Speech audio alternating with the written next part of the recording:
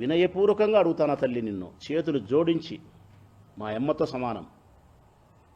అసలు నిన్ను ఇవన్నీ నేను ప్రశ్నించడం అంటే నిజంగా ఇది ఆశ్చర్యమా, కలనా, నిజమా అనిపిస్తుంది నాకు. నీ దగ్గర సక్రమంగా కూడా నేను నిలబడలేను తల్లి. గౌరవము, భక్తిభావము, రాజశేఖర రెడ్డి అనే భార్య, మా నాయకుని తల్లివి, సక్రమంగా కూడా నేను నిటారుగా నిలుకొలుగు నిలవలేను. వినయం చేత కొద్దిగా వంగే ఉంటాను నేను నీ దగ్గర. మీరంటే నాకు అంత గౌరవము, అంత అభిమానము. ఎంత కర్మ తల్లి మాకు, మనందరికీ. ఈ వినోదాన్ని చంద్రబాబు నాయుడు ఇంట్లో ఎంత ఆనందిస్తుంటారమ్మా. పండగ చేసుకుంటుంటారు. ఉగాది పండగ నిన్న కాదమ్మా, ఈరోజు ఉగాది పండగ వాళ్ళకు.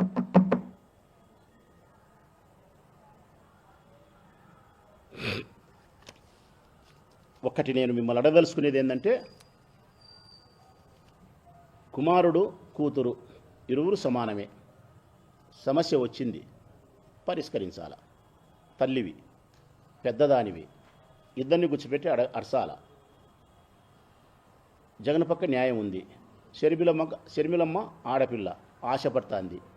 కొడుకు చెప్పి, బిడ్డకు చెప్పి, ఆస్తిలో భాగం అడగడానికి నీకు అధికారం లేదమ్మా.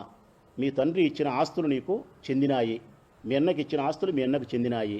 ఎవరి ఆస్తులు ఎవరు సంసారం వాళ్ళకి సంపాదించుకుంటున్నారు, ఎవరి కొద్దీ వాళ్ళు ఉంటున్నారు. ఒకవేళ నీకు ఏదన్నా ఆశ ఆడపిల్ల ఉంటే, నాకు ఇది కావాలన్నా అని అడిగితే మీ అన్న నీకు ఇస్తాడు. అంతే తప్ప హక్కుగా అధికారపూర్వకంగా అడగకూడదు అని ఆ బిడ్డకు చెప్పాలా? జగన్మోహన్ రెడ్డి గారికి చెప్పి ఏదన్నా ఇప్పియాలా? నువ్వు చెప్పాల్సిన అవసరమే లేదు. నేను ఇస్తా అంటున్నాడు. ఆయన ఎంఓయూ కూడా రాసినాడు. మీరు బజారుకి ఇడ్చి, రచ్చకిడ్చి, కొట్లాడి, ఆయన శత్రువులైన కాంగ్రెస్ పార్టీలోకి పోయి చంద్రబాబు నాయుడు ఇంటికి ఉప్పందించి ఇవన్నీ చేస్తే యాగన్నకైనా ప్రేమ ఉంటా తల్లి? రైట్. ప్రజలారా మీరు గమనించండి. ప్రతి సందర్భంలోనూ విజయమ్మ గారు, ఇది చాలా ముఖ్యమైన పాయింట్, ప్రజలు గమనించమని కోరుతాను నేను. ప్రతి సందర్భంలోనూ విజయమ్మ గారు బయటకు వచ్చి, ప్రతి సందర్భంలోనూ అప్పుడొకసారి షర్మిలమ్మకు ఆపద కలిగే ప్రతి సందర్భంలోనూ, షర్మిలమ్మకు తరపున ప్రకటన చేయాల్సిన ప్రతి సందర్భంలోనూ అప్పుడొకసారి బయటకు వచ్చి షర్మిలమ్మ తరపున ఒక సాక్ష్యం ఇస్తుంది. ఎందుకమ్మా? మీ సాక్ష్యం 100% ప్రజలు నమ్ముతారని మీ నమ్మకం. రాజశేఖర రెడ్డి భార్యగా విజయమ్మ గారిని ఈ రాష్ట్ర ప్రజలందరూ తల్లిగా ఓన్ చేసుకున్నారు. మా అమ్మ అని ఓన్ చేసుకున్నారు. అందుకే మా అమ్మ చెబితే ఏ కొడుకైనా నమ్ముతాడు. ఈ రాష్ట్రంలో నువ్వు చెబితే ఎవరైనా నమ్ముతారనే ఒకే ఒక అభిప్రాయంతో షర్మిలమ్మను కాపాడడానికి అప్పుడొకసారి బయటకు వచ్చి నువ్వు కాపాడుతున్నావు. మొదటిసారి నీ కొడుకును జైల్లో పెట్టిన కాంగ్రెస్ పార్టీతో షర్మిలమ్మ పార్టీలోకి పోయేటప్పుడు నువ్వు నిరోధించాల్సిన అవసరం, నివారించాల్సిన బాధ్యత లేదమ్మా? మీ భర్త గారైనటువంటి స్వర్గీయ రాజశేఖర రెడ్డి గారు మరణిస్తే వారి మరణం తట్టుకోలేక గుండె నిలబడిపోయి మరణించిన వారి యొక్క కుటుంబాలను ఓదార్చడానికి నీ కుమారుడు జగన్మోహన్ రెడ్డి గారు ఓదార్పు యాత్ర చేస్తానంటే అంగీకరించని సోనియా గాంధీ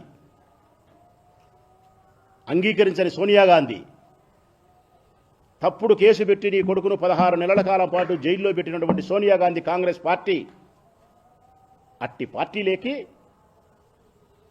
నీ బిడ్డ పోతా ఉంటే నువ్వు మందలిచ్చినావా? నివారించినావా? పోయినావు. పోయిన తర్వాత 2024లో కాంగ్రెస్ పార్టీ తరఫున పోటీ చేస్తే కడప ఎంపీగా,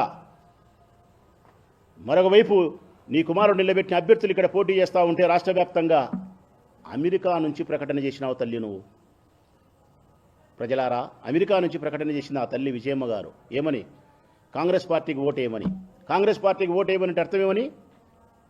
జగన్మోహన్ రెడ్డి గారి అభ్యర్థులను ఓడించమని, బిడ్డను గెలిపించమని, కొడుకును ఓడించమని. ఎంతటి అన్యాయము, ఎంతటి పక్షపాతం తల్లి! కొడుకు మీద ఇంత పక్షపాతమా? బిడ్డను ప్రేమించే క్రమంలో కొడుకు యొక్క గౌరవాన్ని సర్వనాశనం చేస్తావా తల్లి? అయినా జగన్ పాపం భరించినాడు. ఇది అయిపోయింది. రెండవది, సరస్వతి పవర్ ప్రాజెక్టుకు సంబంధించిన షేర్స్ను బదలాయింపు చేస్తే నా కొడుకు జైలుకు పోతాడని నీకు తెలిసి షర్మిలమ్మ కోసం ఆ షేర్స్ను బదలాయింపు చేసినావంటే షర్మిలమ్మకు ఆస్తి రావాలా? నీ కొడుకు జైలుకు పోయినా పర్వాలనేగా తల్లి. ఇంతటి కాఠిన్యమా? అప్పుడైనా షర్మిలమ్మకు నువ్వు చెప్పలేదా? ఈ షేర్లు బదలాయింపు చేస్తే పాప మీ అన్న జైలుకు పోతాడు, ఇది పద్ధతి కాదని చెప్పకూడదా? చెప్పలే. అంటే షర్మిలమ్మకు ఆస్తి రావాలా, జగన్ జైలు పోయినా పర్వాలే. ఇది అయిపోయింది. నిన్న నేను జగన్ అన్న అనే పదానికే కలంకమని చెప్పి మాట్లాడితే మాకు బాధ కలిగి నిన్నొచ్చి నేను మాట్లాడితే వాస్తవ సత్యాలు తెలుగు ప్రజలందరికీ నేను చెబితే ఎక్కడ నీ కూతురు యొక్క గౌరవం దెబ్బతింటుందో, ఎక్కడ నీ కూతురు యొక్క వాదనను ప్రజలు పసిగడతారో అని చెప్పి ఆమె వాదనను నిలబెట్టే దానికోసం నీ కొడుకును పూర్తి అన్యాయస్తుని చేయడానికి సిద్ధపడి మళ్ళీ ఇది ఇస్తావా తల్లి? నువ్వు ఈ ప్రకటన ఇస్తావా? నీ మేనకోడలకు నీ మేనల్లునికి జగన్ అన్యాయం చేస్తానాడని చెప్పి. ఇంతకంటే అన్యాయం, ఇంతకంటే దుర్మార్గం ఏమన్నా ఉందమ్మా? అవసరమైన ప్రతి సందర్భంలోనూ షర్మిలమ్మను మేలు చేసేదానికి జగన్మోహన్ రెడ్డి గారిని పూర్తిగా సమాజం దృష్టిలో హీనపరిచేదానికోసం ఇట్లా చేస్తే ఎంత అన్యాయం తల్లి. అయినా ఒక్కరోజు కూడా పాపం మా నాయకుడు జగన్మోహన్ రెడ్డి మీ బిడ్డ నిన్ననలే, షర్మిలమ్మనలే, సునీతనలే, ఎవరిని ఒక మాట మాట్లాడలే. గమ్మునుండాడు, ఓర్పుగా ఉండాడు. ఆయన ఇంకొక మాట కూడా చెప్పినాడు, నేను ఏమైతే ప్రేమతో నా చెల్లెలకి ఇవ్వాలనుకున్నానో అది ఇప్పుడు ఇవ్వకూడదు అనుకుంటానా. కారణం ఇదిగో నా చెల్లెలు ఈ విధంగా చేస్తాంది కాబట్టి. కాంగ్రెస్ పార్టీలకు పోవడం కానీ, మన కుటుంబ విషయాలు రచ్చకీడ్చడం కానీ, మన శత్రువును రాజకీయ ప్రత్యర్థులైనటువంటి చంద్రబాబు నాయుడుతో చేతులు కలపడం కానీ, ఇక్కడ జరిగే విషయాలు అక్కడికి ఉప్పు అందించడం కానీ, ఇవన్నీ జరిగిన తర్వాత నీ బిహేవియర్ బాగలేదు కాబట్టి నా అభిప్రాయాన్ని మార్చుకున్నా. కాకపోతే తిరిగి భవిష్యత్ కాలంలో నువ్వు పశ్చాత్తాప పడితే నేను తప్పకుండా నీ పట్ల అన్ననే ప్రేమను, మమకారాన్ని, కరుణను చూపిస్తా అని చెప్పినాడు. ఇంతే తప్ప మరొకటి నేనేమి ఇయ్యను చేయను అని కూడా చెప్పలేదు ఆయన. మరి ఇట్ట సందర్భాలలో ప్రతిసారి మీరు జగన్మోహన్ రెడ్డికి వ్యతిరేకంగా ప్రకటనలు చేస్తే తప్పు కాదమ్మా. నాలాంటి వ్యక్తులు జగన్మోహన్ రెడ్డి గారిని ప్రేమించే నాలాంటి వ్యక్తులు అందరూ కూడా ఇంత బయటకు వచ్చి మేము మాట్లాడుతున్నామంటే గన కారణం మా సహనం చచ్చిపోయింది. మా నాయకునికి సహనం ఉంది కానీ, మా జగన్కు సహనం ఉంది కానీ మాకు చచ్చిపోయింది తల్లి. ఇంకా మేము భరించలేకపోయే మేము మాట్లాడుతున్నాం. విశాఖపట్నం ఎయిర్పోర్ట్లో మాట్లాడింది షర్మిలమ్మ గారు. అన్ననే పదానికే కలంకము. అసలుకు